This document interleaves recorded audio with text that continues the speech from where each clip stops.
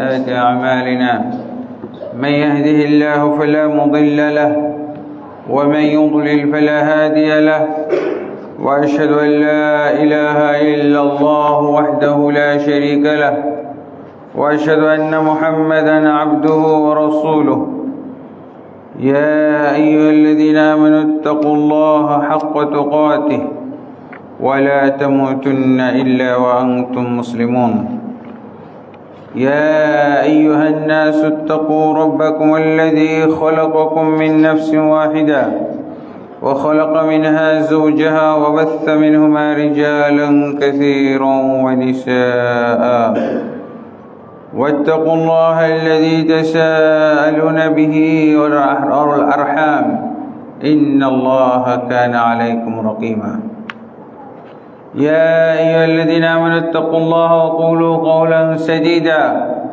يصلح لكم أعمالكم ويغفر لكم ذنوبكم ومن يطع الله ورسوله فقد فاز فوزا عظيما أما بعد فإن خير الحديث كتاب الله وخير الهدي هدي محمد صلى الله عليه وسلم وشر الأمور محدثاتها وكل محدثة بدعة وكل بدعة ضلالة وكل ضلالة في النار أما بعد فأعوذ بالله من الشيطان الرجيم يا أيها الذين آمنوا كتب عليكم الصيام كما كتب على الذين من قبلكم لعلكم تتقون وقال النبي صلى الله عليه وسلم كل عمل ابن آدم له الحسنة بعشر أمثالها إلى 700 ضعف قال الله عز وجل إلا الصيام فإنه لي وأنا أجزي به إنه ترك شهوته وطعامه وشرابه من أجلي للصائم فرحتان فرحة عند فطره وفرحة عند لقاء ربه ولخلوف فم الصائم أطيب عند الله من ريح المسك رواه البخاري وغيره আলহামদুলিল্লাহ আল্লাহ তাবারক ওয়া তাআলার অসংখ্য অগণিত তারিফাত যে আল্লাহ তাবারক ওয়া তাআলা অত্যন্ত দয়া এবং মায়া করে আমাদেরকে পরকালের পাথেয় সংগ্রহের জন্য অত্যন্ত বরকতপূর্ণ এবং ফজিলতপূর্ণ এবং আমল ইবাদত সমৃদ্ধ একটি মৌসুম মাস মাহে রমাদান পাইয়ে দিয়েছেন আলহামদুলিল্লাহ রাব্বিল আলামিন নবী মুহাম্মদুর রাসূলুল্লাহ সাল্লাল্লাহু আলাইহি ওয়াসাল্লামের প্রতি অসংখ্য অগণিত দুরূদ ও সালাম নাজিল হোক আল্লাহুম্মা সাল্লি আলাইহি আল্লাহুম্মা বারিক আলাইহি আল্লাহুম্মা সাল্লিম আলাইহি অতঃপর মুনাসাবা বা উপলক্ষ অনুযায়ী আজকে যেহেতু রমজান মাসের আজকে 9 তারিখ অতএব রমজান সংশ্লিষ্ট সিয়াম সংশ্লিষ্ট রমজান সিয়ামের আমল এবং ফজাইল এই বিষয়ে আলোচনায় করা হলো যুক্তিসঙ্গত আল্লাহ তাবারক ওয়া তাআলা আমাদেরকে এই রমজান মাসের যাবতীয় খায়ের বরকত এবং কল্যাণ আহরণ করার তৌফিক দান করুন আল্লাহুম্মা আমিন এই রমজান মাস ঈমানদারদের জন্য 11 মাসের জন্য ঈমান রিচার্জ করার মাস আমরা যদি এই মাসে আমাদের মধ্যে ঈমান রিচার্জ করে ফেলতে পারি এই মাসের যে নিয়ম কানুন দেওয়া হয়েছে সেই নিয়ম কানুন মেনটেন করি, তাহলে আমরা পুরো বছর আশা করি সুন্দর থাকতে পারবো এবং আমাদের দিন সুন্দরভাবে আমরা পালন করতে পারবো। আল্লাহ তাবারক ওয়া তাআলা যেন আমাদেরকে তৌফিক দান করেন। এই মাসে বিশেষ আমল হচ্ছে রমাদান, সিয়ামে রমাদান বিশেষ আমল। এই আমল অন্য কোনো মাসে নাই। ফরজ সিয়াম শুধুমাত্র এই রমজানে। কারো যদি শারীরিক অজরের কারণে সিয়াম ভঙ্গ করতে হয়, তাহলে এটা কাজা করা যাবে অন্য যে কোনো মাসে। বা মহিলাদের যাদের পিরিয়ড হয়, তারা যে কয়দিন এই পিরিয়ডের মধ্যে থাকবে এই মাসে, সেই কয়দিন তারা অন্য মাসে কাজা আদায় করতে পারবে। কিন্তু মূল ফরজ এক মাসের যে সিয়াম পালন করতে হয়, এটার জন্য বরাদ্দ হলো রমজান মাস। এই রমজান মাসকে আল্লাহ তাবারক ওয়া তাআলা এই জন্য অত্যন্ত সম্মানিত করেছেন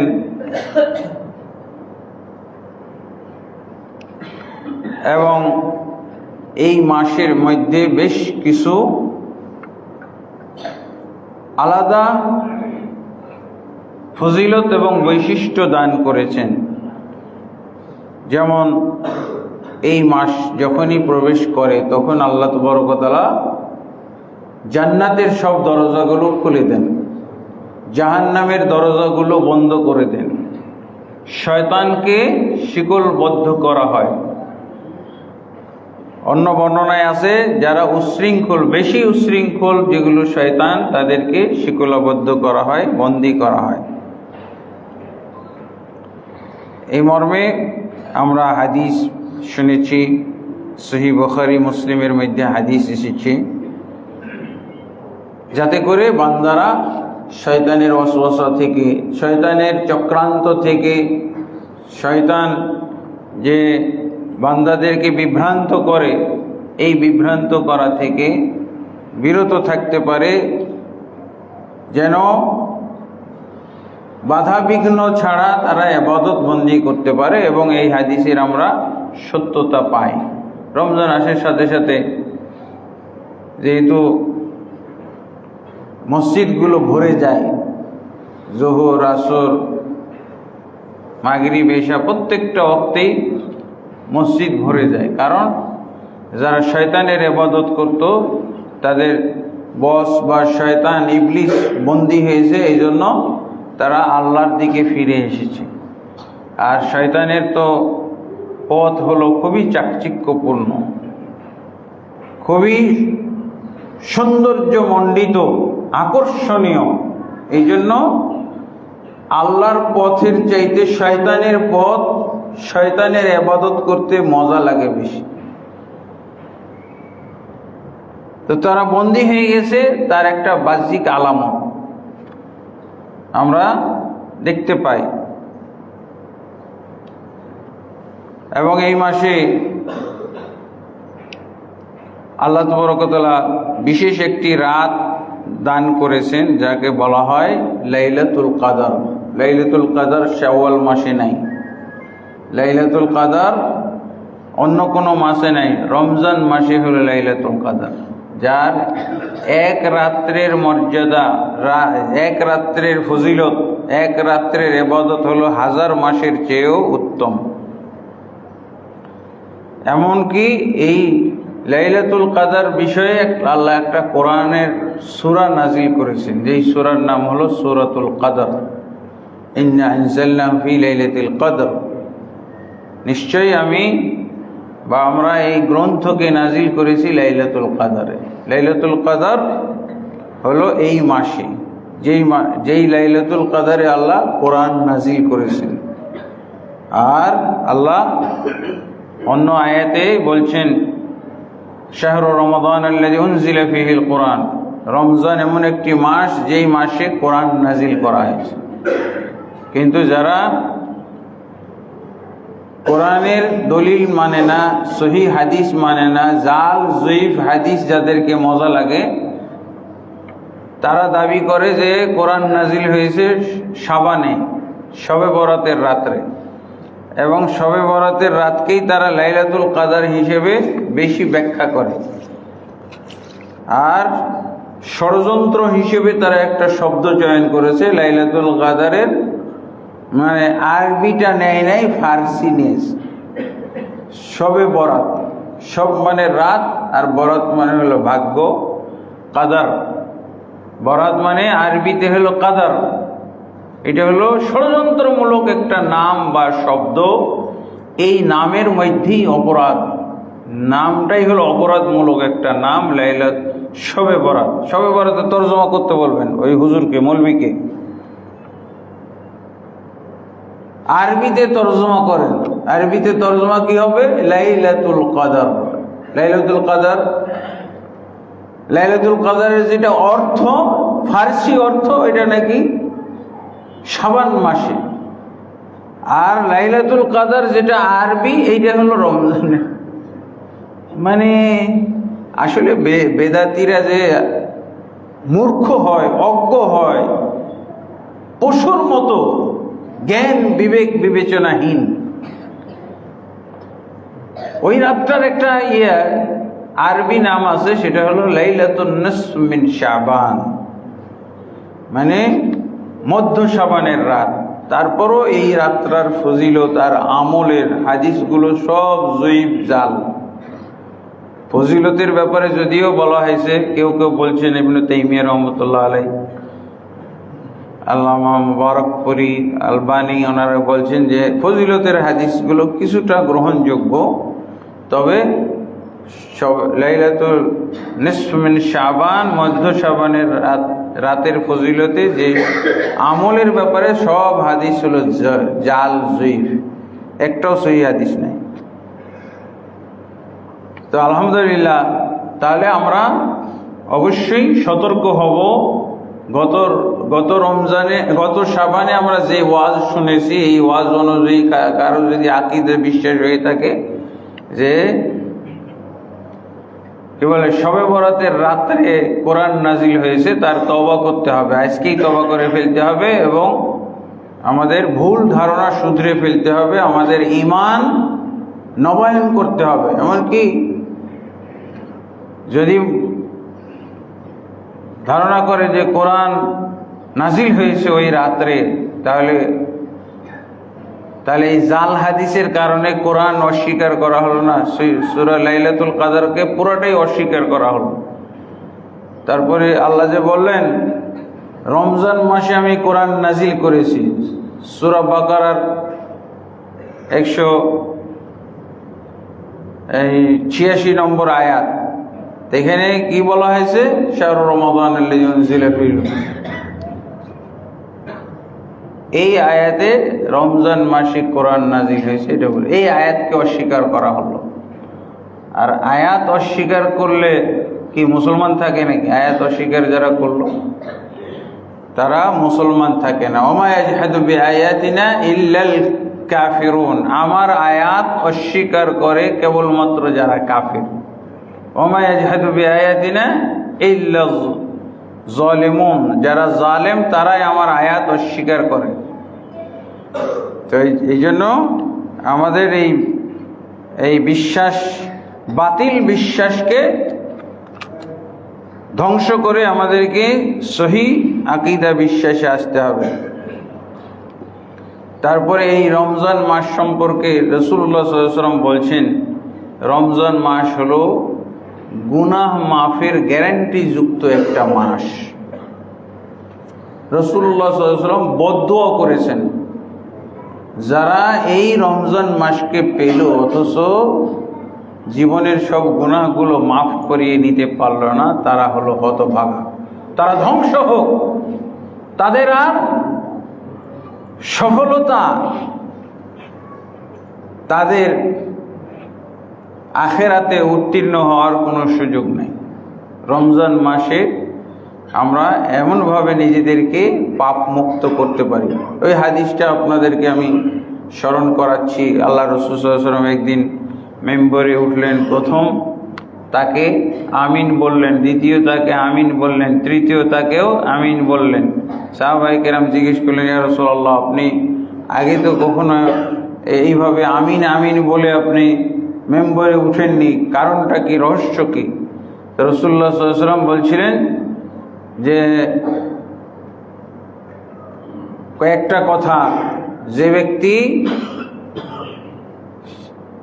যে ব্যক্তির নিকটে আমার নাম উল্লেখ করা হলো অথচ আমার প্রতি দরুদ পড়ল না, সে হতভাগা, সে ধ্বংস হোক। তখন আমি আমিন বলেছি। আর আরেকটা হলো রাসূলুল্লাহ সাল্লাল্লাহু আলাইহি ওয়াসাল্লাম বলছেন, যে ব্যক্তি রমজান পেল অথচ রমজানের গুনাহগুলো, রমজান পাওয়া সত্ত্বেও তার গুনাহগুলোকে মাফ করিয়ে নিতে পারল না, সে ধ্বংস হোক।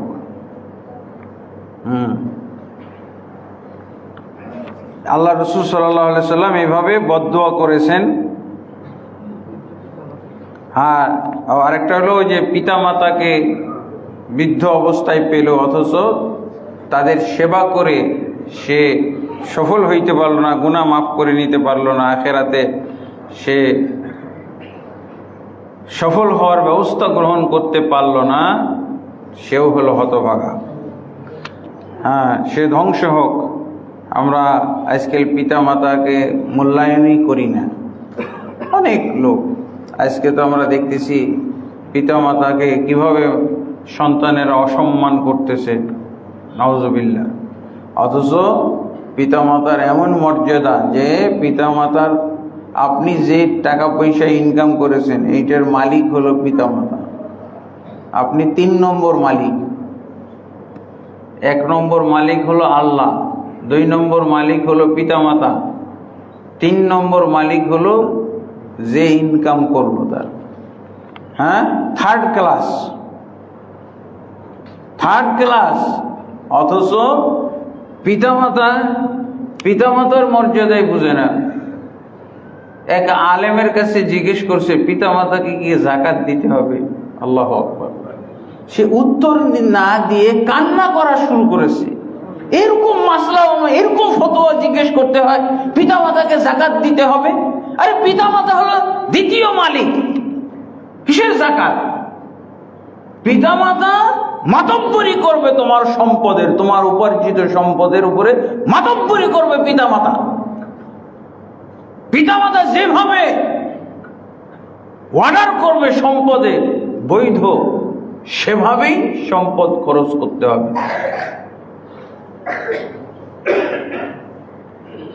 যেই সন্তানের টাকা পয়সা আছে কিন্তু পিতামাতার নাই, ওই পিতামাতার উপর হজ ফরজ।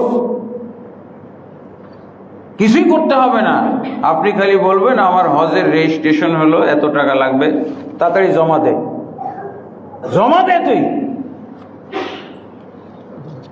হজ ফরজ। আমি রমজানে এত টাকা দান করব, টাকা বাইর কর, কোথায় আছে? ব্যাংক থেকে নিয়ে। বাইতুল মামুর জামে মসজিদের নির্মাণ কাজে আমি ব্যয় করব।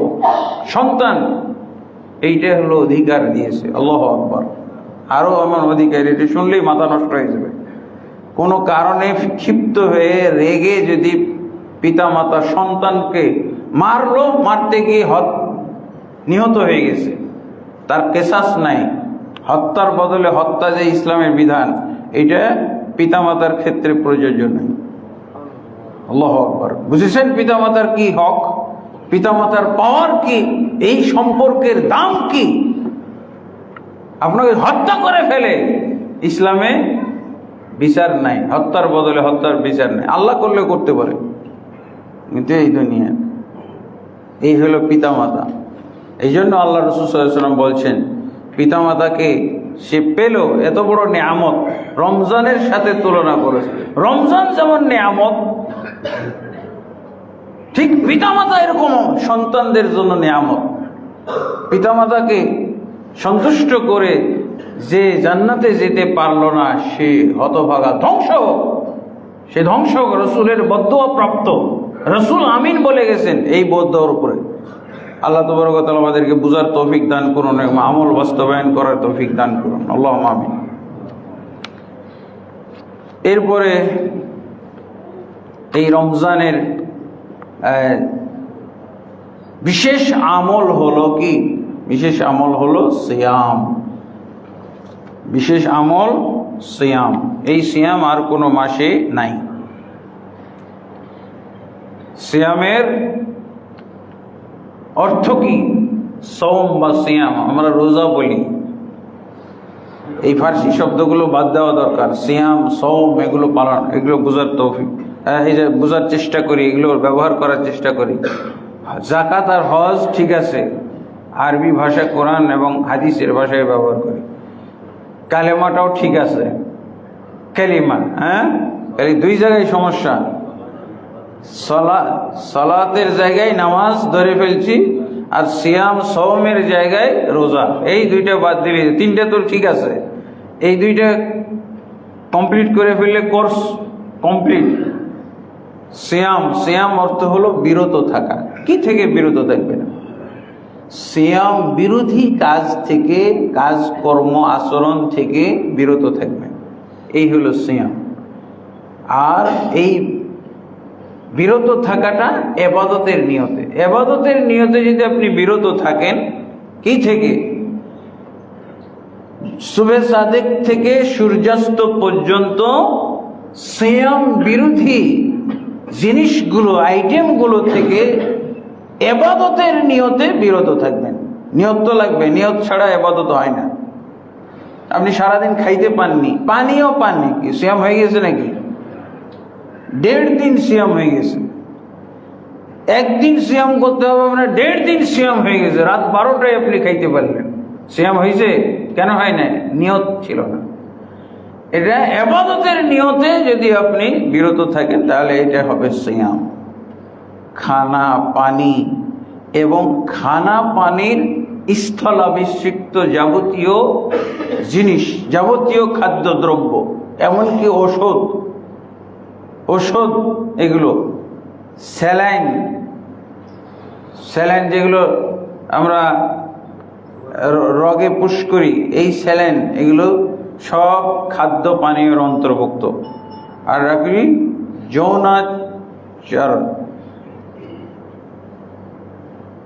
যৌন সম্ভোগ, যৌনাচার, যে কোনো ধরনের, এগুলো সিয়াম ভঙ্গের কারণ। এগুলো থেকে বিরত থাকতে হবে। তবে এগুলো যদি ভুল ক্রমে, ভুলে গিয়ে, স্মরণ ছিল না, বলে গিয়ে মানে স্মরণ ছিল না, স্মরণ না থাকার কারণে পান করে খেয়ে ফেলেছেন, পান করে ফেলেছেন, একেবারে পেট ভরে খেয়ে ফেলেছেন, কোনো সমস্যা নেই, তাহলে আপনার সিয়াম কমপ্লিট করবেন। আর এই যে ভুল ক্রমে খেয়ে ফেললেন, এটার একটা ফজিলত আছে। হ্যাঁ, কি ফজিলত? ফাইন্নামা আতআমাহুল্লাহু ওয়া সাকাহু। ভুলে যে খেয়ে ফেলেছে রমজান মাসে, এইটা খাওয়ার অর্থ, সব ভুলই কিন্তু শয়তানের পক্ষ থেকে হয়। কিন্তু রমজান মাসে সিয়াম রেখে, হ্যাঁ, সিয়াম অবস্থায় যে খানা খায়, পান করি, এইটার হাদিসে এসেছে, ফজিলত এসেছে কি? আতআমাহুল্লাহু ওয়া সাকাহু। আল্লাহ তাকে খাইয়েছেন, আল্লাহ তাকে পান করিয়েছেন। আল্লাহু আকবার। এটা শয়তানের পক্ষ থেকে না। কুয়েতে আমি একবার আমার ড্রাইভারের সামনে কি যেন খাইতে শুরু করছি রমজানে, এটা শুরুর দিকে বেশি হয়, তো উনি হাসতেছে। আমি বলছি, তুমি কেন হাসো? বলছে, আমি দেখতেছি তোমাকে আল্লাহ কিভাবে খাওয়াইতেছে, আল্লাহর খাওয়ানোটা দেখতেছি, আল্লাহর। তখন আমি তো সাথে সাথে যে কোনো ভাবে স্মরণ হয়ে গেলে বিরত হইতে হবে, বিরত থাকতে হবে। তো এইটা হলো।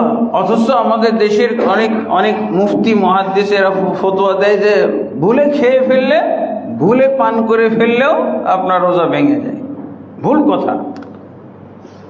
হ্যাঁ, আর আপনার শরীর থেকে যদি কিছু বের হয়ে যায়, যেমন বমি বের হয়ে গেল, রক্ত বের হয়ে গেল, হ্যাঁ, আরো কত কি তো বের হয়, এগুলোর কারণে সিয়াম ভঙ্গ হবে না। এগুলো ঢুকাইলে সিয়াম ভঙ্গ হবে, কিন্তু বের হয়ে গেলে আপনি তো কতবার পায়খানা করতেছেন, প্রস্রাব করতেছেন, বের হয়ে যাচ্ছে, আপনার রক্ত ক্ষত, হ্যাঁ, কোথাও জখম হয়ে রক্ত বের হয়ে গেল, আপনার সিয়াম ভঙ্গ হবে না। হ্যাঁ, তবে মহিলাদের ঋতুস্রাব বের হইলে সাথে সাথে, অথবা সন্তান প্রসব করার সাথে সাথে সিয়াম ভঙ্গ হয়ে যাবে। এগুলো পুরুষ ব্যক্তির ভিতর থেকে কিছু বের হইলে সিয়াম ভঙ্গ হবে না। বমি, একটা বমি কথা বলা হয়, বমি করলে সিয়াম ভঙ্গ হয়ে যায়, ভঙ্গ হয় না। মানিস্তাকা, যে ব্যক্তি ইচ্ছাকৃতভাবে বমি করে তার সিয়াম ভঙ্গ হবে, কিন্তু রোগের কারণে, রোগ ব্যাধির কারণে কারো যদি বমি হয়, এতে করে সিয়াম ভঙ্গ হবে না। তাহলে সিয়ামের অর্থ হলো সিয়াম বিরোধী জিনিসগুলো থেকে, সুবে সাদেক থেকে সূর্যাস্ত পর্যন্ত, হ্যাঁ, বিরত থাকার নাম হলো সিয়াম। সিয়াম শব্দের অর্থ হলো বিরত থাকা। তাহলে এটা হলো বিরত থাকার ইবাদত। আরো আনুষঙ্গিক অনেক বিষয় হাদিসে এসেছে, এগুলো থেকে আমাদেরকে বিরত থাকতে হবে। মিথ্যা কথা বলা, চুগলখড়ি করা, গীবত করা, পরনিন্দা চর্চা করা, হ্যাঁ, দুর্নাম বদনাম এগুলো নিয়ে পড়ে থাকা, মানুষের দোষ ত্রুটি বলে বেড়া, ঝগড়াঝাটিতে লিপ্ত হওয়া, ঝগড়া ফাসাদ করা, এগুলোতে সিয়াম ভঙ্গ না হলেও সিয়ামকে একেবারে আধামারা করে ফেলে, আধামারা, একেবারে সিয়াম ভঙ্গ হওয়ার কাছাকাছি। এগুলো সিয়ামের কোনো মূল্য পাওয়া যায় না। এগুলো থেকেও আমাদেরকে বিরত থাকতে হবে। আল্লাহ রাসূল সাল্লাল্লাহু আলাইহি ওয়াসাল্লাম বলছেন, অনেক সিয়াম পালনকারী তারা সিয়াম থেকে শুধু কি পায়? ক্ষুধা আর পিপাসার কষ্টটাই তাদের লাভ, এছাড়া আর কিছু পায় না। মানে তার যে পরকালীন উপকার ছিল এটা সে পাবে না। এই জন্য আমাদেরকে সিয়াম অবস্থায় এগুলো থেকে বিরত থাকতে হবে। তো আমরা এইভাবে যদি সিয়াম পালন করি, তাহলে রাসূলুল্লাহ সাল্লাল্লাহু আলাইহি ওয়াসাল্লাম কি বলছেন? মান সামা রমাদানা ঈমানান ওয়া ইহতিসাবান গুফিরা লাহু মা তাকাদ্দামা মিন যামবি। যে ব্যক্তি সিয়াম পালন করবে ঈমানের সাথে, ইহতিসাবের সাথে, তার অতীতের গুনাহগুলো আল্লাহ মাফ করে দেন। ঈমানের সাথে সিয়াম পালন করতে হবে। ঈমান বলতে আমরা যেই সংজ্ঞা দিয়ে থাকি, ঈমানের যে সংজ্ঞা, হ্যাঁ, ইসলাম, ঈমান, ইসলামের বিষয়গুলো, আল্লাহ এবং রাসূলের বিষয়, কোরআন সুন্নাহর বিষয়, এগুলো আমরা অন্তরে ধারণ করব। অন্তরে কি এমনভাবে বিশ্বাস করব যে একেবারে এটাকে বিশ্বাসের সাথে অন্তরকে বেঁধে ফেলব।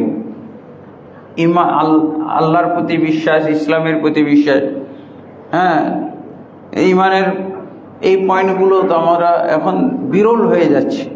অন্তরের মধ্যে ঈমান নাই। অন্তরের মধ্যে যদি ঈমান না থাকে তাহলে এদেরকে বলা হবে, এরা যদি সালাত, সিয়াম, হজ, যাকাত, উমরা এবং যত কথাবার্তা দিনের কথা বলুক না কেন, এদেরকে মুনাফিক বলা হয়, যাদের অন্তরে ঈমান নাই। তাহলে ঈমান তিনটা জিনিসের সমন্বয়। অন্তরে পরিপূর্ণভাবে বিশ্বাস রাখতে হবে, আর মুখে স্বীকার করতে হবে, ঘোষণা দিতে হবে, আর অঙ্গ প্রত্যঙ্গ দিয়ে বাস্তবায়ন করতে হবে, অঙ্গ প্রত্যঙ্গের মাধ্যমে বাস্তবায়ন। এইটাই হলো ঈমান সহকারে সিয়াম পালন করা, ঈমান সহকারে সিয়াম পালন করা। আর ইহতিসাব, ইহতিসাব মানে সওয়াবের আশায়, নেকির আশায়, গুনাহ মাফের আশায়, জান্নাতে যাওয়ার আশায়, পরকালে পুরস্কার পাওয়ার আশায়, মানুষকে দেখানোর জন্য নয়। আল্লাহ রাসূল সাল্লাল্লাহু আলাইহি ওয়াসাল্লামের একটা প্রসিদ্ধ হাদিস আমি প্রায় বলে থাকি, যে ব্যক্তি সালাত আদায় করে দেখানোর জন্য, এই সালাতের নাম হলো শিরক। আল্লাহ রাসূল সাল্লাল্লাহু আলাইহি ওয়াসাল্লাম কি বলছেন? মান সাল্লা ইউরাই ফাকাদ আশরাক, যে ব্যক্তি সালাত পড়ে দেখানোর জন্য, নিশ্চিত এটা শিরকি কাজ। ওমান সামা ইউরাই ফাকাদ আশরাক, যে ব্যক্তি সিয়াম পালন করে, রোজা রাখে দেখানোর জন্য, নিশ্চিত এটা শিরকি কাজ, এটা কখনো ইবাদত নয়। ওমান তাসাদ্দাকা ইউরাই ফাকাদ আশরাকা, যে ব্যক্তি সাদাকা করে দেখানোর জন্য, এটা নিশ্চিত শিরকি কাজ। সাদাকা করে, দান করে 1 টাকা মসজিদের জন্য, মাদ্রাসার জন্য, কিংবা ফকির মিসকিনদের জন্য দান করে দেখানোর উদ্দেশ্য, তাহলে এটা হবে শিরকি কাজ। রাসূলুল্লাহ সাল্লাল্লাহু আলাইহি ওয়াসাল্লাম স্পষ্ট এগুলোকে শিরকি কাজ বলেছেন। তাহলে অবশ্যই আমাদেরকে ইহতিসাব, সিয়াম পালন করব, যে কোনো ইবাদত বন্দেগী করব, কি জন্য? ঈমানের সাথে, ইহতিসাবের সাথে। ঈমান, এই যে 3টা জিনিসের সমন্বয়। সবসময় যখনই ঈমান বলা হবে তখন 3টা জিনিসকে আপনি বুঝবেন। গোটা ইসলাম অন্তর দিয়ে বিশ্বাস করবে। দেখেন, যাদের অন্তর দিয়ে বিশ্বাস নাই, দেখবেন ভোটের আগে সব ইসলামকে ইস্তফা দিয়েছে, বুঝে ভোট চাই, ইসলামকে ইস্তফা ঘোষণা দিয়ে ভোটটা দাও, ইসলামকে ইস্তফা দিয়েছে। কিসের মুসলমান? 80 বছর যাবৎ বেচারার কষ্ট করতেছে, দিন কায়েম করব, ইসলাম কায়েম করব। অন্তরে না থাকলে যে কোনো সময় ইস্তফা হয়ে যেতে হবে। এবং আপনার কাছে সহজ, দিন কায়েম করা খুবই সহজ। ইখওয়ানুল মুসলিমিনের যিনি প্রতিষ্ঠাতা হাসানুল বান্না, উনি সুন্দর কথা বলছেন, এটা তো খুবই সহজ। দিন কায়েম কি করতে হবে? আকিমিল ইসলাম ফি জাসাদিকা তাকুম লাকা দাওলা ইসলামিয়া। উনি বলছেন, তুমি তোমার 3.5 হাত বডিতে দিন কায়েম করো। এত হইচই করো কেন? তুমি এক জায়গায়, তোমার দ্বারা দিন কায়েম হবে কি না তুমি তো অন টেস্ট, এখানে টেস্ট করে নিতে পারো। টেস্ট করো তুমি, তোমার এই 3.5 হাত বডির মধ্যে তুমি দিন কায়েম করো। এবং উনি গ্যারান্টি দিয়ে দিয়েছেন, যদি কেউ তার 3.5 হাত, মুসলমানরা, প্রত্যেক মুসলমান যদি তার 3.5 হাত বডিতে দিন কায়েম করে ফেলে, তাহলে এমনি রাষ্ট্রে, সমাজে দিন কায়েম হয়ে যাবে। এটার জন্য হই করা যাবে। সহজ ফর্মুলা, অত্যন্ত বিচক্ষণতাপূর্ণ, প্রজ্ঞাপূর্ণ এবং অত্যন্ত গাম্ভীর্যপূর্ণ, তথ্যবহুল একটা কথা। হাসানুল বান্না, যদিও উনি ইখওয়ানুল মুসলিমিন, ব্রাদারহুড, তাদের অনেক বাতিল বেদাত আছে, কিন্তু সহিহ আকীদার যারা আলেম, তারা সবাই এই বাক্যটাকে স্বর্ণাক্ষরে লিখে দেওয়ার মতো তারা আমাদেরকে উপদেশ দিয়েছেন। এই মসজিদে লিখে দিতে পারে, লা ইলাহা ইল্লাল্লাহ লেখা যাবে না, কি লিখে দিতে হবে? আজকে সব মুসলমান ভোটের জন্য ইসলামকে ইস্তফা দিয়েছে। আরে ওটা তো হলো সেকুলার। দেশে যে কি ইসলাম বিরোধী, ইমান বিরোধী পরিবেশ রয়েছে কাদের কাছে? এই 90-93% মুসলমানের কাছে কি পরিবেশ পাওয়া যায়? ইসলাম বিরোধী, ইমান বিরোধী পরিবেশ। এটা বেশি পছন্দ করে। এই জন্য তো সেকুলার দলের, বড় দলের নেতা আগে উদ্বোধন করলো, আমরা শরিয়া আইনে বিশ্বাসী না। এরপরে দেখলো যে এটা বললে তো এরই ভোট পেয়ে যাবে সব। এরপরে ইসলামী দলও বলছে, আমরা শরিয়া আইন বাস্তবায়ন করব না। এগুলো কথা বললে, এই জন্য এই সেকুলার দেশে, গণতান্ত্রিক দেশে ইসলামের কথা বলে, ইমানের কথা বলে, হ্যাঁ কি বলে, রাজনীতি করা একেবারেই বোকামি, একেবারেই বোকামি, একেবারেই ছাগলামি। দেখেন ৮০ বছর পরে এসে বলছে ইস্তফা দিয়েছে। বুঝলো, এতদিনে বুঝলো যে ইমান ইসলাম এগুলো বলে রাজনীতি করলে হবে না, কেউ দিবে না, ভোট দেবে না, পাশ করাবে না। তারপর ওরা ভয় পাইছিল, কিন্তু সেকুলাররা, গণতন্ত্রী, যে খাঁটি গণতন্ত্রী যারা, এরা কিন্তু ভয় পেয়ে গেছিল। ভয় পেয়ে আর এক পথ অবলম্বন করছে। আপনি এই পথ কোথায় পাবেন? কারচুপি, চুরি, ডাকাতি, ভোটের চুরি ডাকাতি, এটা পারেন? আচ্ছা, এটা না হয় পারলেন কিছুটা, হ্যাঁ। তাহলে এই যে ভোটের চুরি ডাকাতি বন্ধ করলে আপনার জিহাদ শিখতে হবে না? আমরা তো এমনি জিহাদ করা লাগতেছে। ভোটের কারচুপি ঠেকানোর জন্য, ডাকাতি ঠেকানোর জন্য কি করতে হবে আপনার? এমনি তো জিহাদ লাগতেছে। কি জিহাদ? সশস্ত্র জিহাদই তো লাগতেছে। সশস্ত্র জিহাদ করে ফেলতেছেন না আপনি। যেখানে আপনি সশস্ত্র ভোট চুরি ডাকাতি যদি রোধ না করতে পারেন জিহাদের মাধ্যমে, আমরা বলছি জিহাদ নাই, কিন্তু ভোট নির্বাচনের কেন্দ্রতে ঠিকই জিহাদ হচ্ছে। ফালতু কথাবার্তা। ওরা বলতেছে, আমাদেরকে সবাই বলছে জিহাদ নাই, আর ঠিকই নির্বাচনী কেন্দ্রে জিহাদ। মারামারি দেখতেছি, খুনাখুনি দেখতেছি, লাশ পড়ে যাচ্ছে না।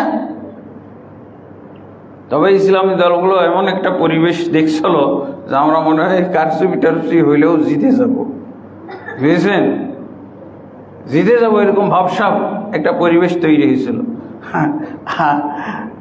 আর এক ইবলিশ শয়তান কি বসে আছে নাকি? ইবলিশ শয়তান নেই, যদিও তারা বলছে যে আমরা ইসলামকে ইস্তফা দিলাম, বাবারা ইসলাম আমরা আর করবো না, তুই যত বেপরদা হয়ে ঘুরে বেড়াইতে পারিস ঘুর, যত সুদ খাইতে পারিস খা, যত তুই ইসলাম বিরোধিতা করতে পারিস কর, হ্যাঁ, আমরা কোনো বাধা দেব না। এই হলো ইসলামকে বাধা। তারপরও ভয় পাইছে বেচারা।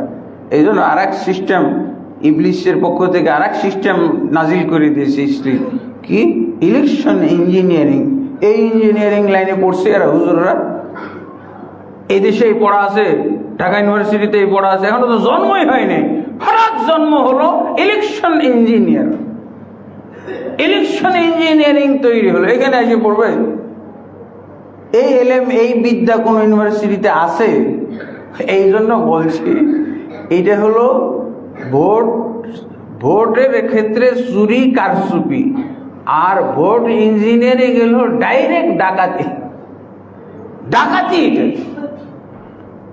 এই জন্য গণতন্ত্রের দেশে, সেকুলারিজমের দেশে আপনি ইমানের নামে, ইসলামের নামে, দ্বীনের নামে যদি রাজনীতি করেন, একেবারে বোকামি, বোকার স্বর্গে বসবাস করছে। এই জন্য তো আমরা যাই না। হইলে আমরা কি করব? দাওয়াতি কাজ দিয়ে যদি কাজ হয়, অনেক আলহামদুলিল্লাহ, অনেক মুসলমান বলছে আমার বহু টাকা, সুদের অনেক টাকা ছিল, আমি তওবা করে সব সুদের টাকা থেকে আমি মুক্ত হয়ে গেছি, একটি টাকাও। আমাকে অনেকে জিজ্ঞেস করে কি করব, এতগুলো সুদের টাকা আছে, আমি তো বুঝলাম ইসলাম। অনেকে বলছে যে আমি তো বেনামাজি ছিলাম, মাঝে মধ্যে নামাজ পড়তাম, মাঝে মধ্যে পড়তাম না, এখন আপনার লেকচার শুনে, আপনার বই পড়ে আর এক ওয়াক্ত ছাড়ি না, আলহামদুলিল্লাহ, দিন কায়েম। একটা তো প্রসিদ্ধ ঘটনা আপনাদের সামনে তুলে ধরেছিলাম, পানের খিলিতে দিন কায়েম। এই জন্য বলছে তুমি ওই লড়াই ঝগড়াতে পারবা না। যাদের দিন নাই, ধর্ম নাই, যাদের কি বলে নীতি নাই, নৈতিকতা নাই, যাদের আচার ব্যবহার চরিত্রহীন, তাদের সাথে তুমি ইসলাম নিয়ে প্রতিযোগিতা করতে যাও কেন? বোকামি এটা। আমার এই অস্ত্র হলো সবচেয়ে কাজের অস্ত্র। আমি তো এই যে কি বলে আইজি সাহেবের চেম্বারে, অফিসে গেলাম, এই যে হেডকোয়ার্টার, আমাকে উনি মাগরিবের সালাতে ইমামতি করতে বলছেন। আমি বললাম যে আপনার ঘরে যে ছবিগুলো জ্বলতেছে এই ছবি থাকা অবস্থায় আমার নবী আমাকে বলছে এখানে সালাত পড়া যাবে না, কাজে আপনি আইজি সাহেব এখানে নামাজ পড়লে পড়েন, আমি মসজিদে পড়ি। এবং বলে দিলাম হাদিসটা, আল্লাহ রাসূল সাল্লাল্লাহু আলাইহি ওয়াসাল্লাম বলছেন যেই ঘরে কুকুর থাকে আর ছবি থাকে সেই ঘর রহমতের ফেরেশতা প্রবেশ করে না। বাস, হক কথা বলবেন, এটি হলো সবচেয়ে বড় জিহাদ। আর কোথায় আপনি বলবেন? পুলিশের হেডকোয়ার্টার, সবচেয়ে প্রধান ব্যক্তি, তার হেডকোয়ার্টারে দাওয়াতি কাজ হয়ে গেল। যেখানেই যাবেন সেখানে আপনি দাওয়াতি কাজ করেন। আপনি আপনার 3.5 হাত বডিতে দিন কায়েম করেন, কিসের জন্য আপনি গেছেন ওখানে? এদের সাথে পারবেন আপনি? যাদের দিন নাই, ধর্ম নাই, এখন তো সব অজ্ঞ মূর্খ।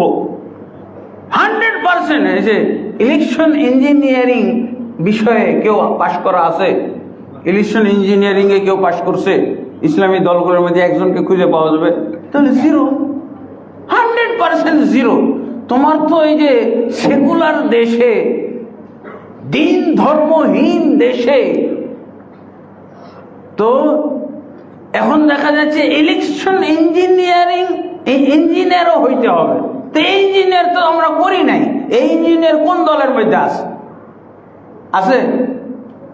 এবার থেকে তাহলে শুরু করেন। আপনি হয়তো ইসলামের কথা বলে ক্ষমতায় যাইতে চাচ্ছেন, তাহলে এরকম ইঞ্জিনিয়ার তৈরি করেন। এরকম ইঞ্জিনিয়ার আপনি একটা প্রাইভেট ইউনিভার্সিটি খুলে সেখানে ইলেকশন ইঞ্জিনিয়ারিং বিভাগ খুলে দেন, হবে? বোকামি রে ভাই, বোকামি, বোকামি, চালাকি কথা হলো এই যে হাসানুল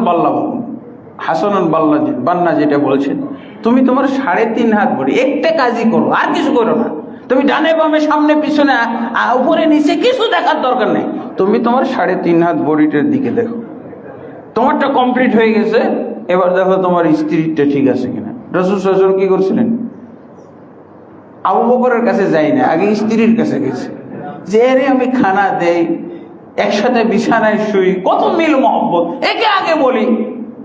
ইসলামের কথাটা স্ত্রী খাদিজার কাছে বলছি, আপনি আগে নিজের মধ্যে করবেন। আল্লাহ তো এই সিরিয়ালটা বলেও দিয়েছেন, বলছেন না, ইয়া আইয়ুহাল্লাযীনা আমানু কু আনফুসাকুম ওয়া আহলিকুম নারা, হে ঈমানদারগণ তোমরা নিজেদেরকে অতঃপর তোমাদের পরিবার পরিজনকে বাঁচাও জাহান্নামের আগুন থেকে।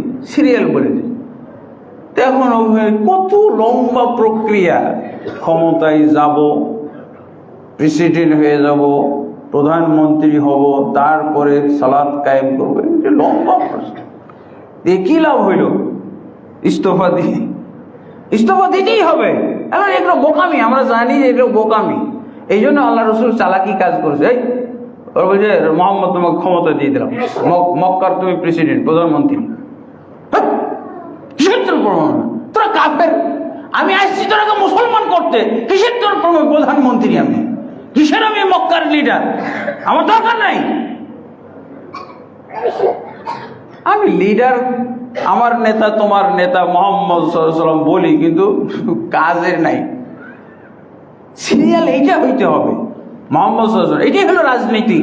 যে এই সেকুলার দেশে, গণতান্ত্রিক দেশে যদি আপনাকে নেতৃত্ব দেয়, নেওয়া যাবে না তো। আপনাকে যদি বলে যে আপনাকে প্রধানমন্ত্রী বানাই দিলাম, হ্যাঁ প্রধানমন্ত্রী বানাই দিলাম। আমার একটা এরকম প্রস্তাব আসছিল, এই যে গত সরকারের প্রধানমন্ত্রীর সাথে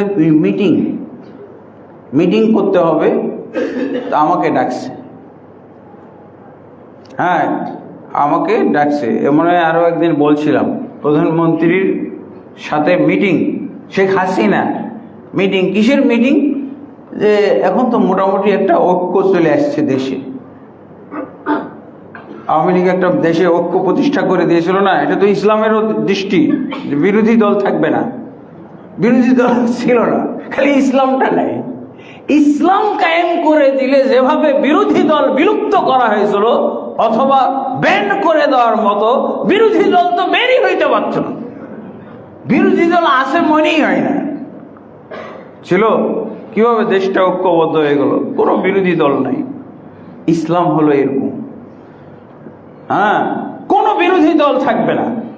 আল্লাহ রাসূল সাল্লাল্লাহু আলাইহি ওয়াসাল্লাম বলছেন না, হাদিসগুলো শোনেন না, মনে থাকে, ইযা বুইয়া লি খলিফাতাইনি ফাকতুল আখিরা মিনহুমা, যখন দুই খলিফার বায়াত করা হয়, দুইজন নেতা মানা হয়, একটা দেশে দুইজন নেতা মানা হয়, তাহলে ইতিহাস দেখো কোন নেতা আগে মানুষ নেতৃত্ব মেনেছে, তাহলে ওর নেতৃত্ব হলো ঠিক। আর যেই দ্বিতীয় যে নেতা আত্মপ্রকাশ করেছে, দ্বিতীয় নেতার যে আবির্ভাব ঘটেছে, আল্লাহ রাসূল সাল্লাল্লাহু আলাইহি ওয়াসাল্লাম বলছেন হত্যা করে ফেলা হবে। মান কানা, সে যেই হোক না কেন, সে যেই হোক না কেন, তাকে হত্যা করে ফেলো। দল থাকবে একটা দেশে একটা দলই থাকবে। কেমনে কেমনে মিলে গেল। আমাকে বলছে যে এক ওলামা লীগের নেতা, কেন্দ্রীয় নেতা, আমাকে বলছে যে এখন তো দেশে একটা ঐক্য প্রতিষ্ঠা হয়েছে, বিরোধী দল নাই, কিন্তু এই দেশের মুসলমান তো হলো 90-93% মুসলিম, এদের সেন্টিমেন্টের মধ্যে ইসলাম আছে। তো এখন আমরা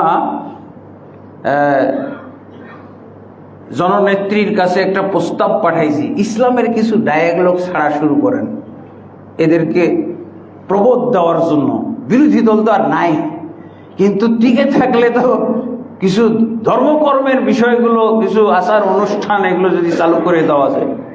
আমার দেশে তো বেদাত চালু করলো, ওইটাও ধর্ম। হ্যাঁ, বেদাতটাও তো ধর্ম। আসলে তো যারা অজ্ঞ মূর্খ এদের তো ইসলাম কায়েম করাই ঠিক না, কারণ ইসলাম কায়েম করতে দিলে ওরা বেদাত কায়েম করে রেখে দিবে। একটা আমি লেকচার শুনতেছিলাম, বলছে যে কি বলে, সংসদে নীরবতা পালনের মাধ্যমে শোক প্রকাশ করা হতো। কোনো রাজনৈতিক নেতা নেত্রী মারা গেলে নীরবতার মাধ্যমে। তো এক ইসলামী দলের নেতা বলছে যে নীরবতা পালন করবো কেন, আমরা সূরা ফাতিহা পড়বো, সূরা ইখলাস পড়বো, সূরা ফাতিহা, দুরূদ শরীফ পড়বো। এগুলো কি রে ভাই, এটা পড়বো নাকি? এগুলো হাদিসে আছে। তাহলে কি একটা বিজাতীয় সংস্কৃতি উৎখাত করে একটা জাতীয় সংস্কৃতি, মানে একটা বেদাত সংস্কৃতি চালু করে। শোক পালনের নিয়ম কি এটা? দেখতে হইতো যে শোক পালনের নিয়ম রাসূল কি দিয়েছে, ওইটা অ্যাপ্লাই করলে কাজ হইতো। তো এটা অ্যাপ্লাই করে আমার লাভ কি হলো? ইসলামের তো কিছু হইলো না। আমি তো ইসলামে খুঁজে পাচ্ছি না যে কারো শোক প্রকাশের জন্য আমাকে এই কাম করতে হবে, সূরা ইখলাস পড়তে হবে, সূরা ফাতিহা পড়তে হবে, দুরূদ শরীফ পড়তে হবে। এগুলো আল্লাহ রাসূল সাল্লাল্লাহু আলাইহি ওয়াসাল্লাম তো বলছেন শোক পালনের দোয়া আলাদা, ভিন্ন আছে। সেটা যদি পড়তো, সেটা তো নেতা নিজেও জানে না, তো কি ওটা তো একটা বাস্তবায়ন করলো। এখন যদি সবাইকে বলে দেয় যে আপনারা সব মাজারগুলোর প্রতি যত্ন নেবেন, কি বলে, এটা ইসলাম কায়েম হয়ে গেল না? তো বলছে ইসলামের কিছু ডায়ালগ ছাড়া শুরু করেন। ওলামা লীগ এরা বললো যে এখন ঐক্য তো প্রতিষ্ঠিত হয়ে গেছে, এখন তো বিরোধী দল নাই বললেই চলে, এখন একটার পর একটা ইসলামের কিছু মুনাজাত চালু করে দেন। তা আমাকে ডাকলো যে ইসলামের কোন জিনিসটা আমরা আগে চালু করতে পারি, যেই জিনিসগুলোতে কোনো ঝামেলা হবে না, কিন্তু মানুষকে বুঝাইতে পারবো যে হ্যাঁ এই যে আমরাও ইসলাম চালু শুরু করে দিয়েছি, আমাকে দিয়ে হইতে পারে তো ভাই। কিন্তু এই দলের মধ্যে একজন তো ইসলাম বুঝার লোক থাকতে হবে। আমাকে দাওয়াত দেওয়ার কারণ কি? যদি প্রধানমন্ত্রী এমন কোনো বিষয় ইসলাম নিয়ে প্রশ্ন করে যেটা আমাদের কাছে রেডিমেড এলেম নাই, এই জন্য আমাকে হায়ার করে নিয়ে যাচ্ছে। রেডিমেড এলেম যদি আমরা না দিতে পারি, ওরা নিজেরাও বুঝতেছে, ওলামা লীগের বড় বড় কেন্দ্রীয় নেতারাও বুঝতেছে যে আমাদের এলেম কালামই নাই, বুঝেছেন? এরা ইসলাম যে চালু করবে, ইসলামের কিছু ডায়ালগ ছাড়বে, এই 90-93% মুসলমানকে বিভ্রান্ত করার জন্য, হ্যাঁ, প্রবোধ দেওয়ার জন্য। এই দেখো তোমরা ইসলাম করছো, এই যে আমরা আস্তে আস্তে কিন্তু ইসলাম এখন দেশে ঐক্য প্রতিষ্ঠা করছি, এখন ইসলামও প্রতিষ্ঠা করতে যাচ্ছি আস্তে আস্তে। এই বছর এইটা, তারপরের বছর এইটা, তারপরে 41 বছর পর্যন্ত একটা হয়তো রুটিন দিয়ে দিত যে আমরা পর্যায়ক্রমে ইসলাম কায়েম করেই ফেলবো। তা আল্লাহর কি হুকুম, মিটিংয়ের দিন আর আমাকে পাই নাই ফোনে, অনেক ফোন দিয়েছে, কোনো প্রোগ্রামে ছিলাম আর কি, ভুলেই গেছি। হ্যাঁ, যাক আলহামদুলিল্লাহ, কোনো আলেম ওলামার এই সমস্ত রাজনৈতিক নেতা, রাষ্ট্রীয় পদস্থ লোকদের কাছে ঘোরাফেরা করাটাই ইমানের জন্য বিপজ্জনক। আমি তো যাইতেও চাই না। আমার একদিন এই যে বর্তমানে এমপি হয়েছে, প্রধানমন্ত্রী না কি এমপি কি যেন, উনি মন্ত্রী ছিল, তো উনি আমার সংস্থা থেকে একটা মসজিদ দেওয়া হয়েছে, তো মসজিদটা উদ্বোধনের জন্য উনি যাবেন, তখন আমাকে সাথে চাই। কি air vice marshal Altaf Hossain MP হয়েছেন উনি, তো উনি আমাকে বললেন যে আপনি সাথে চলেন। তা আমি আল্লাহর কাছে দোয়া করা ছিল, আল্লাহ এই মন্ত্রীর সাথে কতক্ষণ, যতক্ষণ থাকতে হবে, ইমানের কত কি যে নষ্ট হবে। পানা চাইলাম আল্লাহর কাছে, আল্লাহর কাছে পানা চাইলাম, এই মন্ত্রীর সাথে হেলিকপ্টারে কত সময় ব্যয় করতে হবে, কত বেদাত, কত কুসংস্কার, কত ঝামেলার মধ্যে পড়তে হবে। যদিও আমি এগুলোর সাথে আপোষ করব না, তারপর কষ্ট তো। তা আমার অন্য একটা প্রয়োজন পড়ে গেল, যেটা এর চেয়েও বেশি জরুরি। এখানে উদ্বোধন করাই নাকি, উদ্বোধনকে মন্ত্রীর ফজিলত হবে, আমার ফজিলত তো কেউ প্রকাশ করবে না। করবে? খবরটা তো প্রকাশ করবে, মন্ত্রী একটা মসজিদ বানাইছে, সেই মসজিদের উদ্বোধন করলেন অমুক মন্ত্রী। আকরামুজ্জামানের খবরই নেই, পিছনে পড়ে। হয়তো লোকাল ভাবে পরিচয়, পেপার পত্রিকা বা টেলিভিশনে কেউ উল্লেখ করবে না। করবে? মন্ত্রীটাই শুধু করে। কিন্তু অনেক ঝামেলা, অনেক আনুষ্ঠানিকতা আছে যেখানে হয়তো আমাকে বললো মোনাজাত পরিচালনা করেন, এটা আমি করব? এই ঝামেলার মধ্যে আমি নাই। তা আমি আল্লাহর কাছে পানা চাইলাম, এই মন্ত্রীর সংস্রব থেকে যেন আল্লাহ আমাকে রক্ষা করে। এদের দরকার আছে, আমাদের সবকিছুরই দরকার আছে, জায়গা মতো দরকার আছে। ওর কাছে গুড়গুড় করার দরকার কি আমার? ও তো দেশের সেবক, জনগণের সেবক, ও সেবা করতে বাধ্য। আমার কি প্রয়োজন, সেই প্রয়োজনে আমি যাব, সেই প্রয়োজন ও মিটাবে। এমনি অকারণে আমি কেন তার কাছে যাব? বিনা কারণে কেন তার কাছে যাব? আমার ইসলামে ইমান, ইসলামের সুরক্ষার জন্য আমি যাব না। আর ওদের প্রয়োজন, আমার তো মুসিরও প্রয়োজন হয়, হয় না? কিন্তু আমাকে মুসি সাজতে হবে? হ্যাঁ, মুসির পাশে যে আমাকে বসে থাকতে হবে? মুসি আমার জুতা সেলাইয়ের দরকার আছে, জুতা সেলাই করেন, শেষ, আমার কাম শেষ। আমার সুইপারের দরকার আছে পরিষ্কার পরিচ্ছন্নতার জন্য, সুইপারের দরকার আছে না? এখন কি আমাকে সুইপার হইতে হবে? সুইপারের ঘনিষ্ঠতা অর্জন করতে হবে? সুইপারের যে নিয়ম আছে সেই নিয়মে তার কাছে আমি সেবা নিয়ে নিলাম, শেষ। তাই না? তারা সেবা দিতে বাধ্য। আল্লাহ তাবারক ওয়া তাআলা আমাদের বুঝার তৌফিক দান করুন। তো ইমানের সাথে আমাদেরকে সব সিয়াম, যাবতীয় ইবাদত করতে হবে। আর রমজান মাসে আরো আনুষঙ্গিক কিছু ইবাদত বন্দিগি আছে, যে ইবাদত বন্দিগিগুলো আমরা এই রমজান মাসে বাড়তি এর বাড়তি কিছু ফজিলত যোগ হয়। যেমন কিয়ামুল লাইল আমরা পালন করি, অন্য মাসে তো তাহাজ্জুদ পড়ি, কিন্তু এই মাসে জামাত সহকারে পড়লে সারা রাত কিয়ামুল লাইল পালন করার সওয়াব পাওয়া যায়। তারপর এই মাসে আছে লাইলাতুল কাদার। এই মাসে লাইলাতুল কাদার 1000 মাসের চেয়ে উত্তম। এই লাইলাতুল কাদার আমরা যেন পাওয়ার চেষ্টা করি, এর জন্য আমাদের এতেকাফের নিয়ম আছে। এতেকাফ করব। এতেকাফ মানে নিয়ত সহকারে নিজেকে কোনো একটা জামে মসজিদে আবদ্ধ করে দাও, ইবাদতের জন্য আবদ্ধ করে দাও। আপনি নিয়তের মাধ্যমে আবদ্ধ হয়ে গেলেন, যখন নিয়ত করে ঢুকলে আর বের হইতে পারবেন না। বের হবেন শুধুমাত্র ইসলাম অনুমোদন করে এমন কাজে, প্রস্রাব পায়খানা, এই ওয়াশরুম টশরুম যাইতে খাইতে হইতে পারে, বা কেউ হয়তো আপনার সাথে দেখা করতে আসছে সংক্ষিপ্তভাবে, তার সাথে দেখা করলেন, আর বাকি সব সময় চালাবেন। ঘুম বিশ্রাম যতটুকু প্রয়োজন ততটুকু আপনি গ্রহণ করলেন, এরপরে সব ইবাদতে কাটাবেন। তাহলে কি হবে? লাইলাতুল কাদরটা আপনি ঠিকঠাক মতো পেয়ে যাবেন, আলহামদুলিল্লাহ। এরপরে এই মাসের ওমরা পালনটা এখন গজবে পরিণত হয়েছে। উমরা এখন ফজিলত ছিল, এখন গজবে পরিণত হয়েছে। এমন অবস্থা, মানুষ হজ বাদ দিয়ে এখন উমরায় যায়। যারা হজ করেছে তারা উমরায় যায়, প্রতি বছরই যাক, সমস্যা নাই। কিন্তু হজের বিকল্প পথ বানিয়ে ফেলেছে উমরাকে। আউযুবিল্লাহ, এটা নাজায়েজ। এই উমরা বেদাত হয়ে যাবে। যারা বলতেছে যে আমরা হজে 7 লাখ টাকা, 6.5 লাখ টাকা, 5.5 লাখ টাকা লাগে, এই জন্য হজ করবো না, কি করব, উমরা করব। উমরা করলে 1.5 লাখ টাকা লাগে। সব জায়গায় আপনি সুবিধাবাদী হইলে তো হবে না। যদি আপনি উমরা পালন করেন হজ্জের বিকল্প হিসেবে, এই উমরা বেদাত হবে, এই উমরা গুনার কাজ হবে। আজকাল এখন যাওয়াই যায় না, আপনি উমরায় যাইতে পারবেন না। আমি গত বছর যাইতে পারি নাই, বলছে উমরাওয়ালারা এত বেশি ঢুকছে যে এখন আপনি যাইতে পারবেন না। টিকিট কেটেও আমার ভিসা দেয় নাই। এবারও তাই হচ্ছে।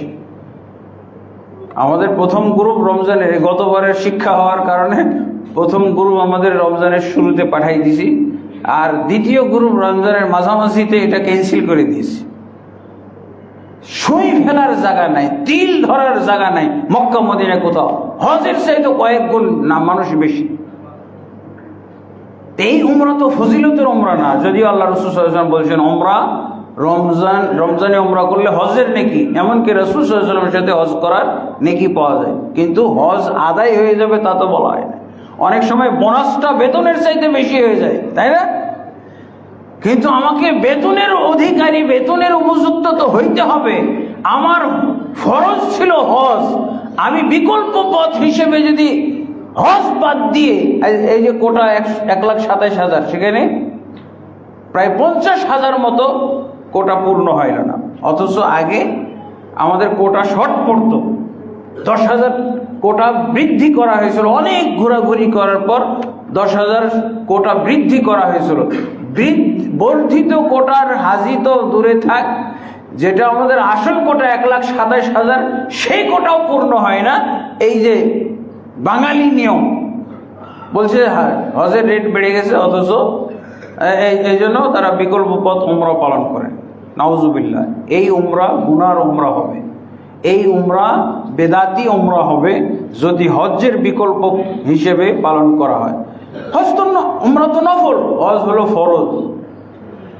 এই জিনিসটা বুঝতে হবে। এখন আমরা মক্কা মদিনাকে অচল করে ফেলেছি, আর লোক ধরতেছে না। কত মানুষ, গত বছর 50,000 লোক টিকিট কেটে ভিসা পাই নাই, বলছে মক্কা মদিনায় আর আপনাদেরকে গ্রহণ করার মতো জায়গা খালি নাই। একজন বলতেছে 3 গুণ হোটেলের দাম হয়ে গেছে, 3 গুণ। 1 জায়গায় 3 গুণ। তারপরে তো হজের চাইতে কম, হিসাব করতেছে কি, তারপরে তো হজের চাইতে কম। লাগুক 2 লাখ, আমার তো ওই যে 5 লাখ 3 লাখ বেঁচে গেল, আমার 3.5 লাখ তো বেঁচে গেল। এই যে এগুলো বাঙালি হিসাব, এগুলো ধর্মীয় হিসাব না। তা আল্লাহ তাবারক ওয়া তাআলা আমাদেরকে বুঝার তৌফিক দান করুন। এরপরে আমাদের আছে জাকাত, জাকাতুল ফিতর। রমজান মাসে জাকাতুল ফিতর, সম্পদের জাকাত এবং জাকাতুল ফিতর। অনেক মুসলমান, যেহেতু রমজান ফজিলতের মাস, এই জন্য সাধারণ সম্পদের জাকাত বের করে। জাকাত বের করার সময় অবশ্যই সূক্ষ্ম হিসাব করতে হবে। ট্যাক্স ফাঁকি দেওয়ার মতো করে জাকাত ফাঁকি দেওয়ার চেষ্টা করবেন না। অনেকে শাড়ি দিয়ে দেয়, লাইন ধরে সব 10 টাকা, 20 টাকা, 100 টাকা বিতরণ করে। এগুলো নাউজুবিল্লাহ, এগুলো ঠিক না। একজন ফজিলত বলতেছে, আমাদের বর্তমান যিনি প্রধান নাকি ধর্মমন্ত্রী, ওনার বাড়ির সামনে নাকি যাওয়াই যায় না, বাড়িতে ঢোকাই যায় না, সবসময় লাইন। জাকাতের টাকা দেয়, 20 টাকা, 100 টাকা এরকম করে বিতরণ করতে, লম্বা লাইন সবসময় থাকে। জাকাত হবে অবশ্যই, জাকাত আপনার সম্পদকে হালাল করার জন্য, জাকাত হবে আপনার সম্পদকে পবিত্র করার জন্য। জাকাত না দিয়ে সেই টাকা যদি মূলধনের সাথে মিশিয়ে রাখেন, পুরা সম্পদ নাপাক হয়ে যাবে, অপবিত্র হয়ে যাবে। এই সম্পদ দ্বারা আপনি কোনো ইবাদত বন্দেগী, দান খয়রাত করলে আল্লাহর কাছে কবুল হবে না। এই জিনিসটা আমাদের মনে রাখতে হবে। জাকাতুল ফিতর এই মাসে। আর দানের বিষয়টা, সবচেয়ে শ্রেষ্ঠ দান হবে মসজিদের। মসজিদকে যদি আপনি দান করেন, এই যে মসজিদের কাজ চলমান আছে, এবং আল্লাহ রাসূল সাল্লাল্লাহু আলাইহি ওয়াসাল্লাম বলছেন কি, যে ব্যক্তি একটা মসজিদ নির্মাণ করবে তার জান্নাতে বিশেষ অট্টালিকা নির্মাণ করা হবে। একটা কাতাত পাখির মতো যদি কেউ মসজিদ নির্মাণ করে, তার জন্য জান্নাতে বিশেষ অট্টালিকা নির্মাণ করা হবে। আল্লাহু আকবার। এই জন্য এই হাদিসটা খালি বিদেশিদের জন্য। আমরা অনেক কি কুয়েতবাসীর টাকা দিয়ে মসজিদ করছি, প্রায় 1000-এর উপরে 1015টা মসজিদ। তো আমরা দেখতাম এক এক দাতা মনে হচ্ছে পাগল হয়ে গেছে এরকম। গত বছরও একটা মসজিদের ফান্ড পাঠাইছে, এই বছরও পাঠাইছে, এই বছরও পাঠাইছে, একই লোক। অথচ আমরা দুনিয়ায় এই সম্পদকে ধরে রাখার চেষ্টা করি। আপনি যত পারবেন আপনার মাল আপনি উপার্জন করেছেন, আপনার মালটা যেন আপনার উপকারে আসে, এই জন্য আপনি পরকালে ট্রান্সফার করার চেষ্টা করেন। আপনার হায়াত বাকি থাকতে মরে যাওয়ার আগে অমুক জায়গায় দিয়ে এগুলো কেউ কথা শুনবে না। হ্যাঁ, এগুলো এমনকি হজ করতে পারে না, টাকা পয়সা জমা দিয়েছে, হজ করতে পারে নাই, বদলি হজটাও করে না। বলছে দেখেন টাকা ফেরত দেওয়া যায় কিনা। তো লোকটা মারা গেছে, তার পক্ষে বদলি হজ করে দিলে বেচারা নগদ এই বছরই তাহলে বিপদ থেকে বেঁচে যায়। কারণ যার উপরে হজ ফরজ আছে সে যদি হজ না করতে পারে, তার মারা যাওয়াটা ইহুদি এবং নাসারার উপরে, ইহুদি এবং খ্রিস্টান অবস্থায় মারা যাওয়ার সম্ভাবনা আল্লাহ রাসূল ব্যক্ত করেছে। অথচ আমরা মারা গেলেই ভুলে যাই। টাকাটা জমা দেওয়া আছে, কিন্তু সেই টাকা দিয়ে উপস্থিত এই বছরই তার বদলি করা যায়, বদলি হজ করে ফেললে দায় মুক্ত হয়ে যায়। কিন্তু এখন ওয়ারিশরা বলছে যে তার টাকাটা কতটুক টাকা রিটার্ন করা যায়, রিটার্নের ব্যবস্থা করেন।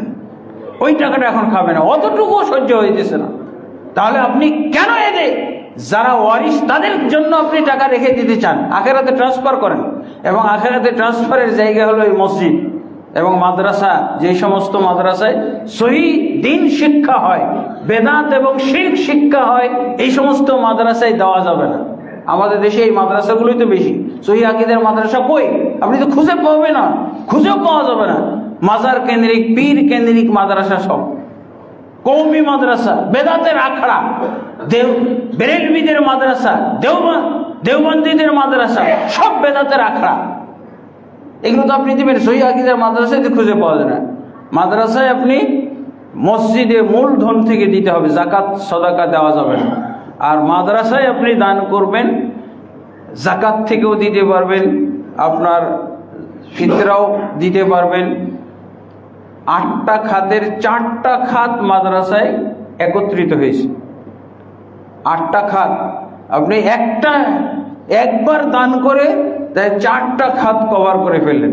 আমাদের দেশের মাদ্রাসাগুলোতে বিশেষভাবে কওমি, খারেজি, বেসরকারি যেগুলো মাদ্রাসা সহি আকীদায়, এগুলোতে কোনো সরকারি অনুদান তো পাই না, মানুষ দাতাদের দানেই চলে।